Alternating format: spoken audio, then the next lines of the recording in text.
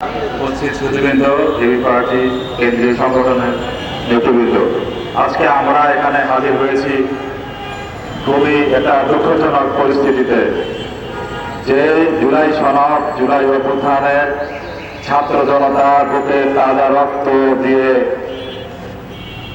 আমাদের জন্য একটা স্বাধীন একটা পরিস্থিতি তৈরি করেছে স্বৈরাচারের পক্ষ থেকে, স্বৈরাচারের পতন ঘটিয়ে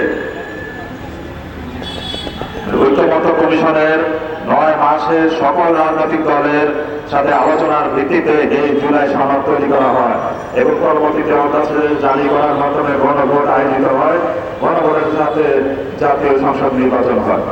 কিন্তু একটা বৃহত্তর দল যে কিনা একটা নির্বাচনে ইঞ্জিনিয়ারিং এর মাধ্যমে ক্ষমতায় বসেছে, ক্ষমতায় বসার 1 মাসের মধ্যে সে জুলাই সনদ বাতিল করে ফেলতে চায়। কত বড় জঘন্য কাজ এবং আস্পর্ধা দেখিয়েছে এই 20 কোটি বাংলার জনগণের সামনে। 1400 শহীদের রক্তের সাথে এটা কত বড় বেইমানি, আমাদের এটা উপলব্ধি করা দরকার এবং আমরা জোরদার আন্দোলন গড়ে তুলব। এবি পার্টিকে ধন্যবাদ, আমরা কেন্দ্রীয়ভাবে যে একত্রিত হয়েছি এবং আমরা আমাদের এই আন্দোলন শুরু করলাম। এই আন্দোলন যতদিন টার্গেটে আমরা পৌঁছাতে না পারবো ততদিন আমরা এই আন্দোলন চালিয়ে যাব।